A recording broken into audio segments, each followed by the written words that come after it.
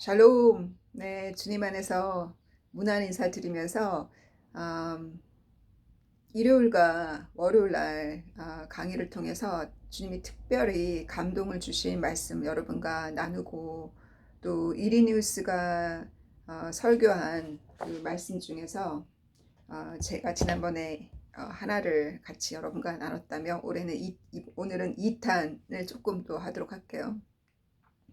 주님의 은혜로 어, 10월 10일 날부터 10일 동안 싱가포르를 방문하기로 했잖아요. 저는 강의할 때마다 그, 그 방문이 주님께서 주신 거고, 주님이 초대하셨고, 주님의 뜻이 이루어지기를 바란다고 항상 초대받은 이후부터 지금까지 강의할 때마다, 친구들과 그룹으로 강의할 때마다 그 기도를 했었거든요. 그러면서 어제 같이 저를 초대한 자스민 자매와 어제 강의 끝나고 또 강의 시간에도 같이 기도를 했는데, 뭐라고 얘기를 하냐면, 교회에서 강의를 하게 될 때 또 그 절반 이상은 영어를 이해를 못하기 때문에 자기가 통역을 해야 될 것 같다는 거예요. 그러면서 와, 그러면은 이게 보통 1시간 반은 강의를 해야 하잖아요. 그러면 3시간이 되는 거잖아요, 통역을 하려면. 그래서 진짜 많이 힘들겠다, 체력적으로.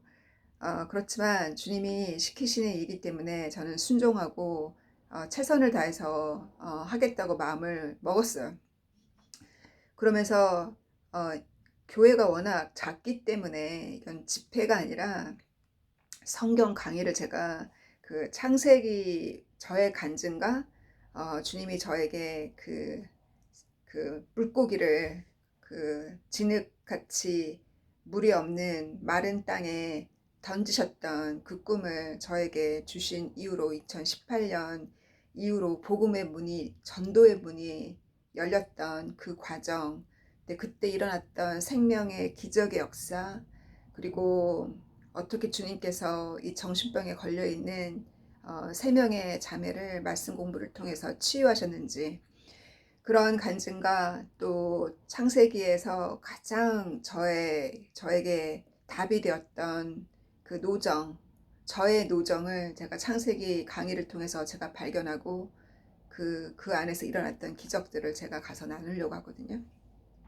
그런데 참 신기하게도 어떤 연락이 왔냐면, 자기 위에 언니가 둘이고 제가 세 번째 딸이에요. 그리고 오빠가 있어요. 그러니까 늘 막내죠. 근데 그 집안에 크리스찬이 단 한 명도 없잖아요. 그리고 언니 둘은, 한 명은 이태리에 살고 부자 남편 만나서, 또 한 분은 미국에 살고 부자 남편을 만나서 그렇게 떨어져 사는데, 신기하게 제가 방문하는 그 주에 둘 다 둘 다 저를 만났었다는 거예요. 그래서 어떻게 된 거냐 그랬더니 자기도 모른대요, 어떻게 그렇게 됐는지. 그래서 이태리에 있는 언니도 그때 어, 이태리로 가기 전에 나를 만나겠다고 그러고, 그리고 미국에 있는 언니도 그때쯤에 온다는 거예요. 그때쯤에 와서 11월에 간다는 거예요. 그래서 또 경제적으로 여유가 있으니까 어머니를 1년에 한 번은 이렇게 방문하는데, 그 날짜가 딱 그렇게 잡혔고, 제가 가는 그 날짜에 모두가 있는 거예요. 그래서 그 언니들을 저는 만날 거라고 상상을 못 했거든요. 그래서 이 자매님이 수업 시간에 그런 간증을 했었어요. 언니들은 구찌 가방도 많고 그렇게 부유한 남편과 살면서 손에 정말 손이 보들보들할 정도로 일하지 않아도 이렇게 편안한 삶을 사는데, 자기는 이혼을 2번이나 하고 남편이 자기를 2번이나, 자기는 버림을 받았고 자녀 3명을 홀로 키우면서 이렇게 차도 고장 나면 자기가 해결해야 되고, 집에 무슨 전기나 문제가 생기면 자기가 해결해야 되는 거예요. 그러니까 그럴 때마다 약간 눈물도 물론 흘리고 당연하죠. 음, 그렇게 힘들었던 그 삶 속에서 성경 공부할 때 그런 생각을 하며 저희 집으로 오고 있었어요. 그런데 그때 주님께서 네 통장에 돈이 마른 적이 있냐고, 떨어지기 전에 내가 항상 채워주지 않았냐고 그 음성을 들은 거예요. 그래서 그 간증을 했었거든요. 정말 한 번도 통장에 돈이 떨어져 본 적이 없었다는 거예요. 그리고 영국으로 와서 공부하는 동안 학교 수업을 이제 휴학을 내고 휴학기를 내고 지금 영국에서 공부를 한 거잖아요. 그래서 다시 싱가포르로 돌아갔지만 학기 중간에 들어가서 강의를 할 수가 없잖아요. 경제학을 가르치는 고등학교 선생님인데. 그래서 자기 친구네 회사에서 여름 동안 일할 수 있는 기회를 하나님이 주셔서 경제적으로 마르지 않았죠.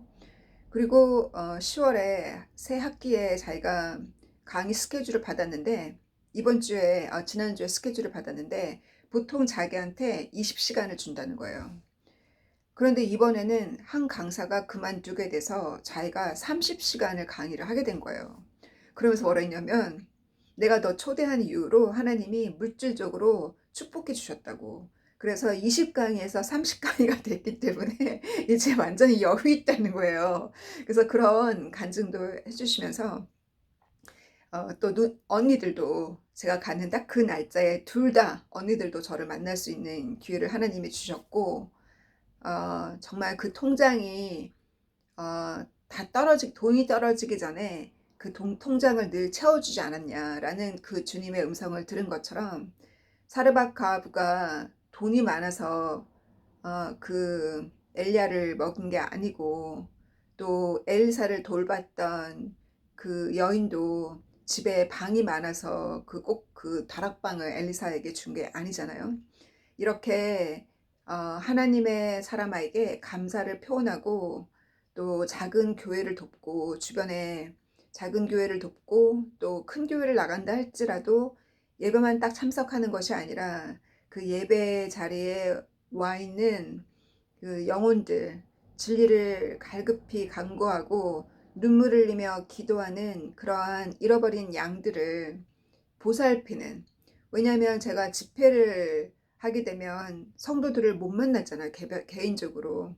그분들도 금쪽 같은 시간을 쪼개서 예배를 나왔을 거고, 시간을 쪼개서 교회를 왔을 텐데, 바쁜 와중에. 물론 하나님께 주일은 다 거룩한 안식일을 지켜야 하지만 모두가 다 거룩한 건 아니잖아요. 삶에 쫓겨서 살잖아요.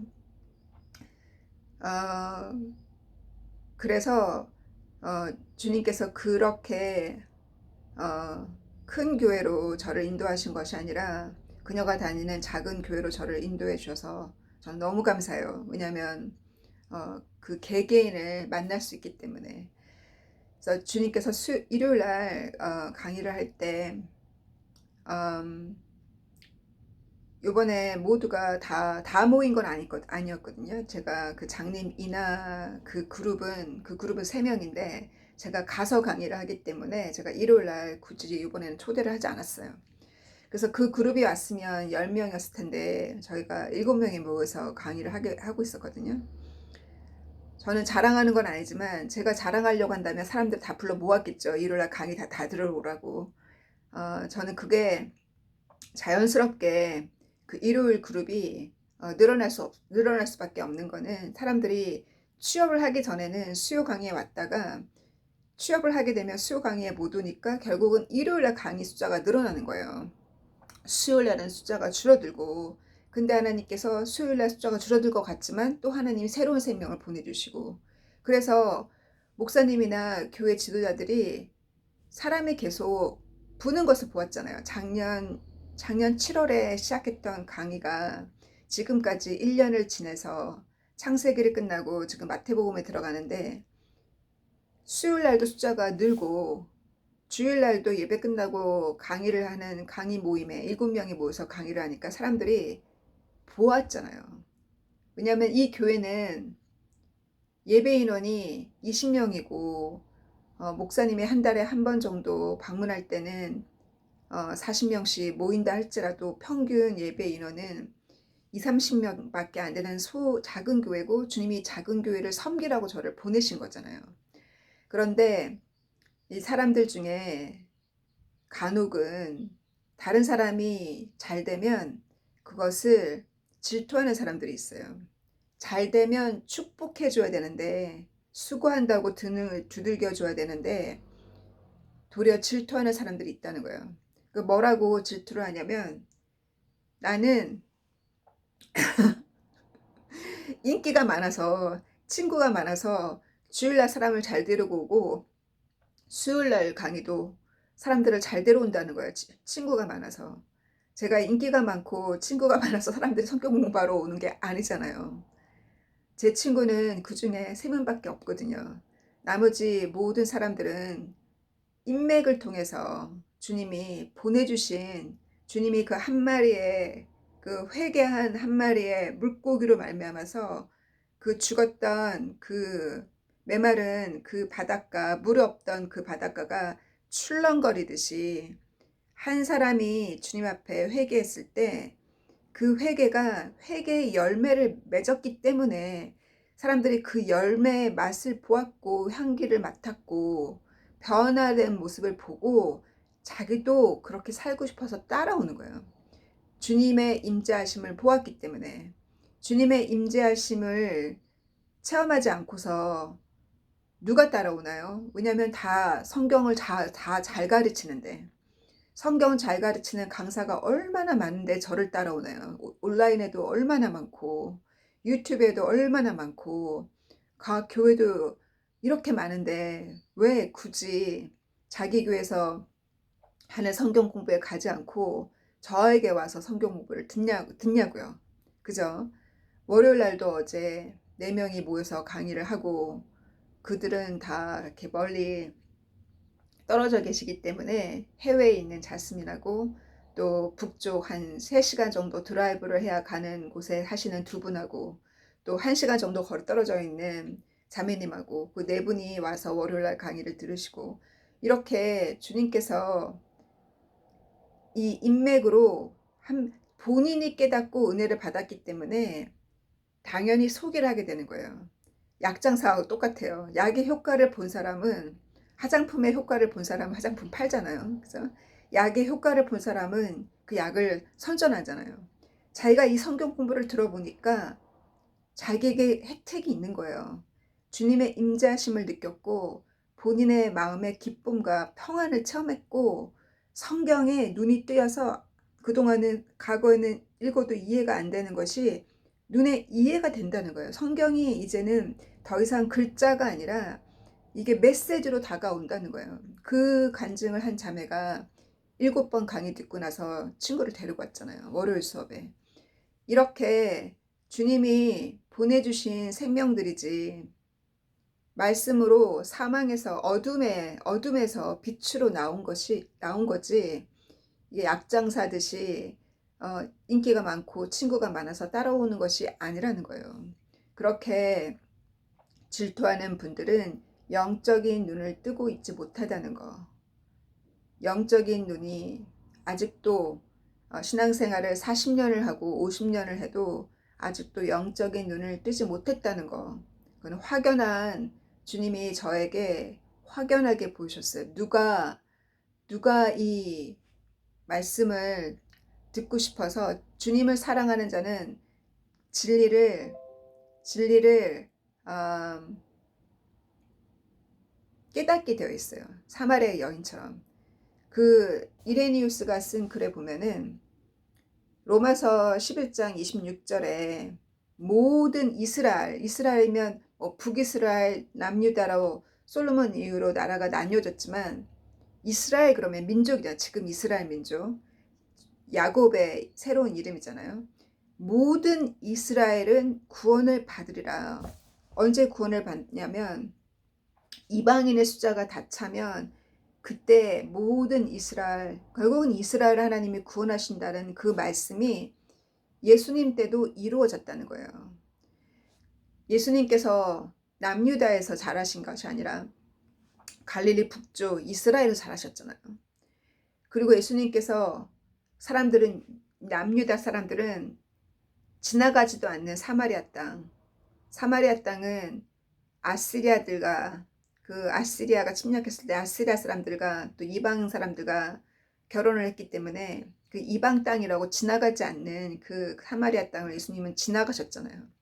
거기서 만난 사마리아 여인과 대화를 하고 그 여인이 사람들을 데려왔을 때 예수님의 강의를 직접 들은 그 마을의 사람들이 뭐라 했냐면, 우리가 더 이상 네 말을 듣고 이분의 말씀이 진리라고 믿는 것이 아니라 이제는 우리가 직접 들었다고, 이분의 말씀을. 이분이 그러면서 그 마을에 있는 사람들이 예수님의 말씀을 듣고 따라왔잖아요. 진리를 듣고 따라왔잖아요. 나중에 예수님께서 승천하신 이후에 누가 거기서 복음 전했어요? 빌립이거든요. 빌립이 거기 가서 복음을 전하면서 많은 사마리아 사람들이 성령을 받았어요. 그 소식을 듣고, 복음을 받아들였다는 소식을 듣고, 예수님이 씨를 뿌리셨고, 사마리아 여인을 통해서 씨를 뿌리셨고, 수학을 했던 그 필립의 그 사역을 도우러 베드로와 요한도 가서 그 사역을 돕잖아요. 사도행전에 보면 이렇게 예수님 당시에도 모든 이스라엘이 구원을 얻으려는 그 말씀이 이루어졌다는 거예요. 사마리아 땅에도, 갈릴리 땅에도, 사마리아 땅에도 복음이 들어갔기 때문에. 그래서 일요일 날도 누가 새로 강의를 들으러 오셨냐면, 사우스 아프리카에서 오신 자매님이 자기 아들과 함께 강의를 들으러 왔어요. 그래서 저한테 문자가 왔거든요. 너무 좋았다고. 그래서 일요일날 너무 기대가 된다고, 이 그룹을 통해서 자기가 그 은혜 받은 얘기를 저한테 문자로 보내고, 아들도 14세밖에 안 되는데 아들도 벌써 쫓아다니기 시작했어요.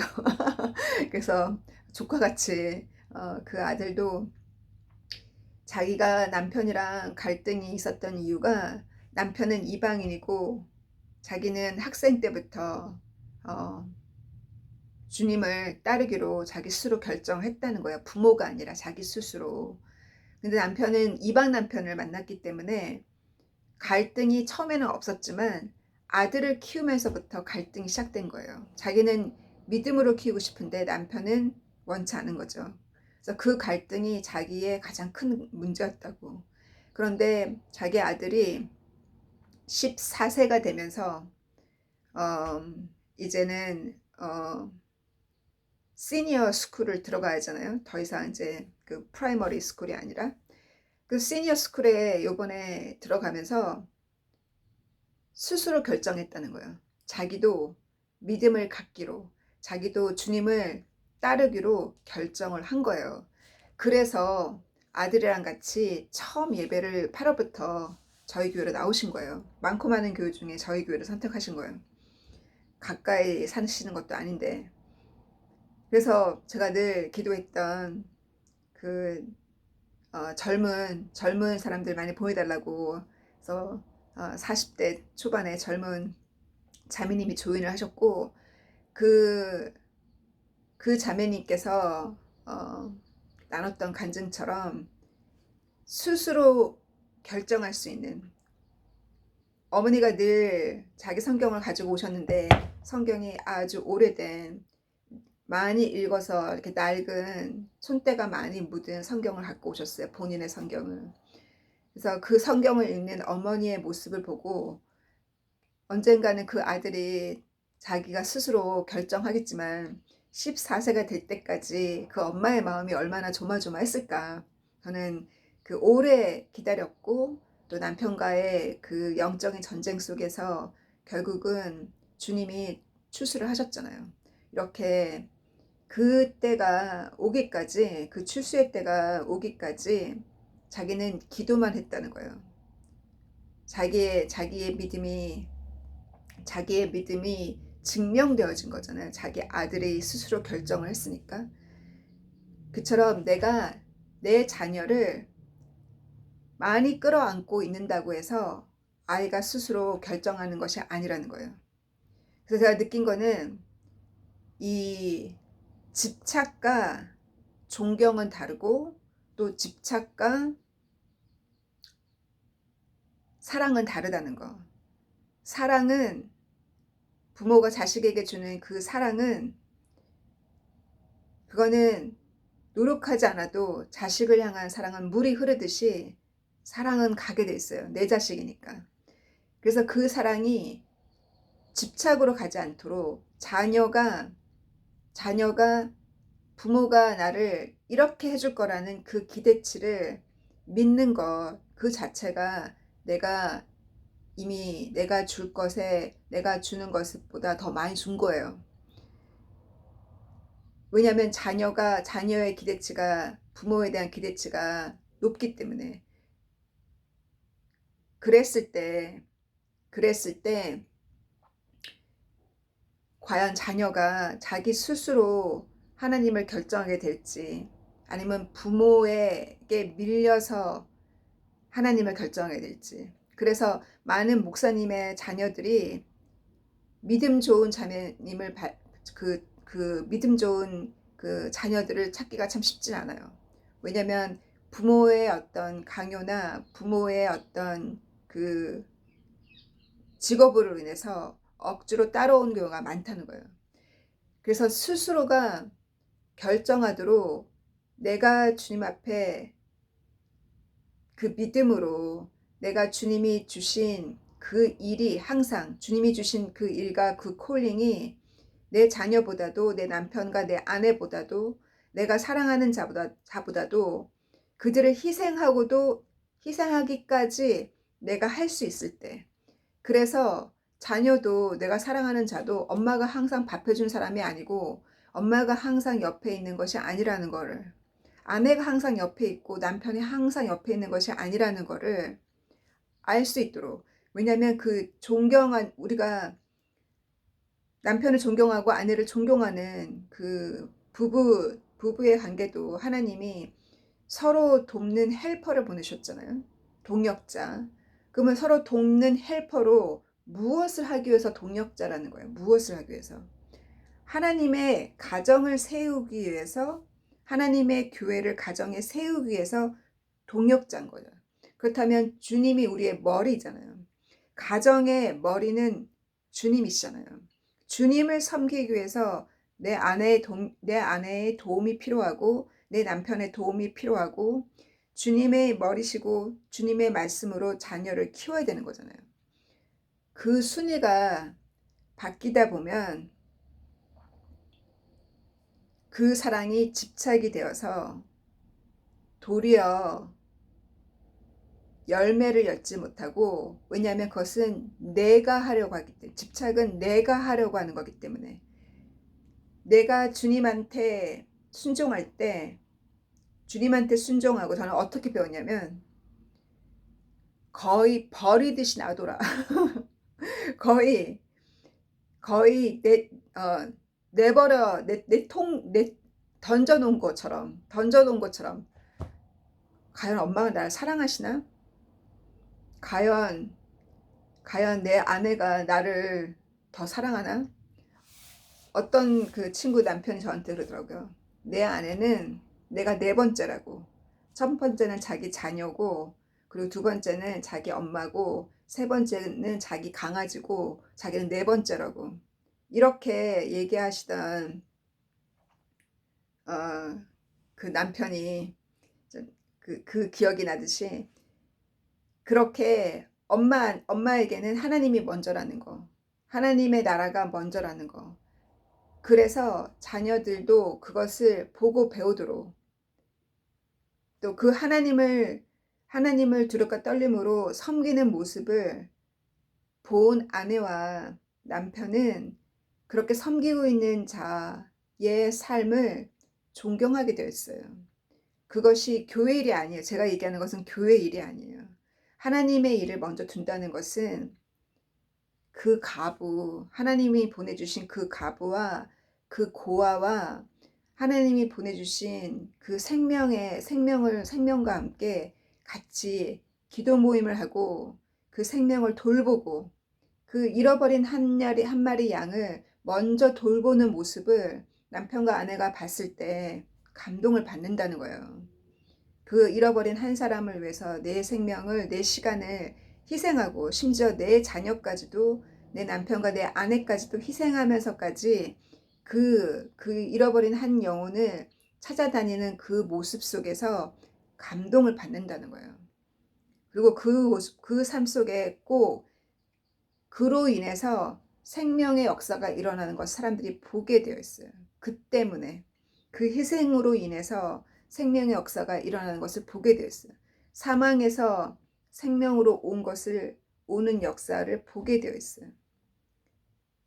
그것을 보았기 때문에 사람들이 강의를 들으러 오고 성경 모임에 오려고 하는 거고, 또 이곳에서 눈물로 6주, 7주 눈물로 기도한 자에게는 꼭 좋은 소식이 있었어요. 그래서 이번에 눈물로 6주 동안 눈물로 기도하던 두 번째 자매님께서 또 취업이 되셨거든요. 그래서 제 친구도 2달 동안 눈물을 그렇게 펑펑펑펑 흘리더니 주님께서 일을 주셨잖아요. 생일날. 그리고 이 자매님도 6주 강의가 그래서 사탄이라는 그 숫자를 이기고 나면 좋은 소식이 있을 거라고 제가 처음부터 그렇게 얘기를 했거든요. 근데 진짜 5주 강의를 들으시고 인터뷰가 있었고, 인터뷰가 참 좋았는데 연락이 안 오는 거예요. 근데 6주 강의를 수요일날 들으시고 집에 갔다가 제가 좋은 소식을 토요일날 들었거든요. 그래서 6주 강의 끝나고 토요일날 좋은 소식을 들었고 이번 주부터 출근을 하시거든요. 이렇게 그것이 꼭 목적만은 아니라 주일날 강의를 끝났을 때 그 자매님이 뭐라 하셨냐면, 앞으로 수요일날 제가 일을 하기 때문에 일요일날은 자기가 속한 그룹이, 자기는 일요일날 속했고 자기가 케이크를 앞으로 구워오는 사명을 자기가 하겠다고. 그분은 참 지혜로우신 분이에요. 천국은 침노하는 자의 것이라고, 제가 늘 구워오는 케이크를, 수요일날 굽던 케이크를 이나랑 이 자매님께서, 인도 자매님께서 그거를 시작하시더니 두 분이서 번갈아 가면서 이제는 서로 하겠다고 하시더니 이제 일요일 케이크는 자기가 굽겠다는 거예요. 천국은 침노한 자의 것이라고, 정말 주님의 몸을 섬기겠다고, 그 제가 하겠다고 그렇게 하시는 분들이 축복을 받아요. 결국은. 그래서 이나가 이 가난한 사람 그 교회 2명을 일주일에 3번이나 밥을 먹였잖아요. 제가 금요일 날 2주째 갔다 왔잖아요. 그래서 밥을 먹으러 왔던 케냐에서 온 대학원생이 이름이 이삭인데, 아이삭한테 제가 우리 교회에서 피아노 좀 쳐라 그랬더니, 왜냐면 저에게 강의를 2번이나 들었잖아요. 그리고 이나가 일주일에 밥을 3번이나 해주잖아요. 그래서 봉사 겸, 우리 교회는 사람도 적고 피아니스트가 1명밖에 없어서 어떨 때는 그 음악 튼다고 녹음된 거 반주자가 없어서, 그랬더니 이번 주 돌아오는 주일날 와서 반주를 하기로 했어요. 그 소식을 제가 전했을 때 교회 반주자님도 너무 기뻐하시고 목사님도 너무너무 고마워하시는 거예요. 제가 제 자랑하는 것이 아니라 바로 그것이 이나의 열매라는 거. 이나가 다른 사람처럼 정상적이지 못하지만 그 장애를 안고 있지만 그 장애 속에서 주님을 더 붙드는 자고, 주님을 더 사랑하는 자고, 이 성경 공부를 더 붙드는 자예요. 왜? 여기서 생명을 얻었기 때문에, 여기서 자기가 치유되었기 때문에, 그리고 강의를 듣는 중에 예수님 만났고 강의를 듣는 중에 그렇게 갖고 싶었던 방언을 받았잖아요. 그래서 그걸 붙든 힘이 강하다 보니 주님이 치유하셨고, 주님이 축복하시니 또 이 자기 밥상에 사람이 늘어났잖아요. 그리고 이제는 이 형제님이 이 봉사까지 하게 됐잖아요. 일주일에 한 번씩. 이것이 그녀의 열매고 그녀가 받은 복이에요. 천국을 침노한 자의 것이라는 거. 그래서 우리가 말씀 공부를 하는 것은 믿음을 키우기 위해서 말씀 공부를 하는 거지, 그 믿음은 행동으로, 실천으로 증명되어져야 돼요. 그래서 실천으로 어떻게 이번 주도 오늘도 증명할 것인지 이 요한복음 9장에 9장 강의를 일요일날 했었는데 예수님께서 그 봉사를 이 진흙을 눈에 바른 다음에 바로 눈을 뜨게 하지 않으셨고 실로암 물가까지 거기까지 가서 그 풀에 가서 씻으라고 하셨어요. 그래서 예수님이 그 봉사를 만난 위치가 대략 성전이겠죠. 안식일이니까. 안식일 날 몇 주 전에도 몇 주 전인지 몇 달 전인지 또 그 어느 안식일 날도 38년 동안 걷지 못한 자를 일어나게 하셨잖아요. 근데 또 그것은 요한복음 5장 내용이고 9장 내용에 이 봉사도 분명히 예수님께서 성전 근처에서 만나셨을 거라고요. 왜냐면 봉사가 눈을 뜨는 것을 보고 바로 바리새인과 종교인들이 예수님을 공격했으니까. 예수님이 바로 눈을 뜨게 하지 않으셨고 그 봉사가 앞을 못 보는데도 실로암까지 가서 눈을 씻으라고 했어요. 실로암까지 거리를 대략 보면 600m가 돼요. 그 바로 그 성전에서 가장 가까운 그 연못 같은 물은 벳세다거든요. 그 38년 된 38년 된 그 장애인이 일어났던 절름발이가 일어났던 그 자리는 바로 50m 앞에 있는데 거기로 안 보내시고 실로암으로 그 멀리까지 보내셨어요. 그 봉사를. 마치 나만 장군이 그 문둥병을 치유하러 엘리사한테 왔을 때 엘리사가 손을 딱 얹고 치유해 줄 줄 알았는데 손을 대지도 않았잖아요. 손을 얹지도 않으셨잖아요. 엘리사가 어떻게 했냐면 요단 강물에 가서 몸을 씻으라고 했어요. 그 어떤 그 메서드, 그 과정, 어떨 때는 예수님이 바로 치유하는 사람이 있는가 하면 어떨 때는 예수님이 그와 같은 방법을 통해서 치유하셨어요. 저는 그 과정이 바로 믿음을 테스트하는 과정이라고 생각하거든요. 그냥 거저 주신 것이 아니라 주님께서 그 봉사가 그 실로암 물가는 열왕기하 19장인가?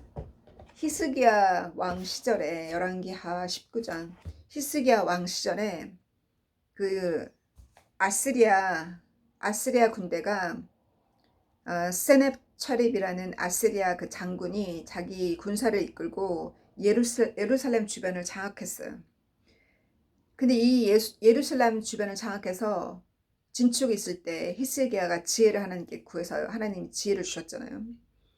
그들이 먹는 그 물을 그쪽으로 가지 못하도록 그 물을 막고 기혼에 있는 그 물을 막아서 터널을 만들어서 터널이 예루살렘 안쪽으로 지나가서 남쪽으로 그 600m 가량 되는 그 터널을 마치 그 사진을 보면 마치 굴처럼 터널을 뚫어서 그 굴을 통해서 실로암으로 물이 흐르거든요.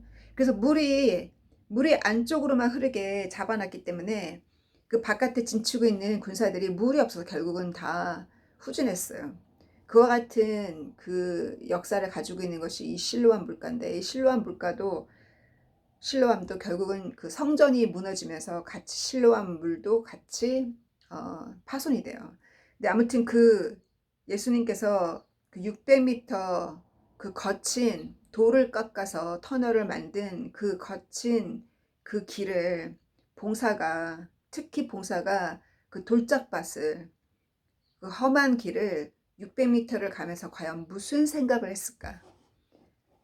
예수님을 하나님의 아들로 Son of David으로 Son of Man으로 믿지 않고서 메시아로 믿지 않고서 과연 믿음으로 거기 가까운 물가도 많은데 600m까지 가서 눈을 씻으라는 거를 거기에 순종했을까요? 믿음이 있으니까 행동으로 옮겼겠죠. 그 실로암 물가는 많은 사람들이 와서 물을 구하는 곳이기 때문에 많은 사람들이 있는 곳이에요. 눈을 씻고 나서 안식일날 그 눈을 씻고 나서 앞을 봤을 때 얼마나 많은 사람들이 증인이 되었겠어요. 예수님이 굴로 가서 눈을 씻으라 했으니. 그래서 그 소문이 금방 퍼졌잖아요. 왜냐면 적어도 이 청년은 20살은 넘었을 거라고요. 왜냐면 이 부모가 말하기를 내 아들은 어른이니 직접 그에게 물어보라고. 그가 자기 스스로의 증인이라고. 부모는 자신이 없는 거예요. 얘가 정말 어릴 적부터 태어날 때부터 봉사냐? 맞다. 태어날 때부터 봉사였다. 근데 왜 지금 보게 됐냐고. 근데 예수가 시키는 대로 해서 눈을 떴다라는 말을 못 하겠는 거예요. 왜냐면 쫓겨날까 봐. 회당에서. 부모는 그게 두려웠죠. 근데 이 봉사는 담대했어요. 자기의 평생 앞을 못 보는 자, 20년 이상 고통을 앓고 있었던 그 질병이 치유되었기 때문에 앞을 못 보는 것만큼 어둠이 어디 있겠어요. 물론 많은 질병이 있지만 그 답답한, 어둠에 사는 그 봉사가 눈을 뜬 그 기쁨, 그 자기에게 일어난 그 기적 때문에 굉장히 담대했잖아요. 우리에게 일어난 나에게 어떠한 기적이 일어났는지, 다른 사람의 책이 아니라, 다른 사람의 간증이 아니라 나에게 일어난, 주님이 나에게 주신 기적, 내 안에 일어난 기적이 무엇인지, 그것이 충격적인 변화여야 돼요. 그것이 그 임팩이 얼마나 큰가. 나에게 일어난 거. 주님께서 부르신 분은 이 봉사가 앞을 못 봐서 길을 잃듯이 길을 오랫동안 잃고 낙심하고 힘이 없고 주저앉아서 울고 있는 그와 같은 누구나 그 노정 속에서 주님이 부르셨어요. 주님이 부르셨는데 그 자리에서 바로 치유받은 사람과 그 믿음을 테스트하는 과정을 지나서 그 과정이 누구는 몇 개월, 누구는 몇 년, 그런 테스트 받는 그 과정 중에 그 믿음이 테스트 받았던 사람이 결국은 끝까지 가요. 쉽게 응답을 받은 사람은 쉽게 주님을 금방 또 잊어버려요. 무엇을 주님께 받았는지. 그래서 그게 바로 망각이라는 죄잖아요. 그래서 저는 개인적으로 강의를 들어오셨을 때 눈물을 얼마나 흘리는가를 봐요. 그거는 눈물은 숨길 수가 없어요.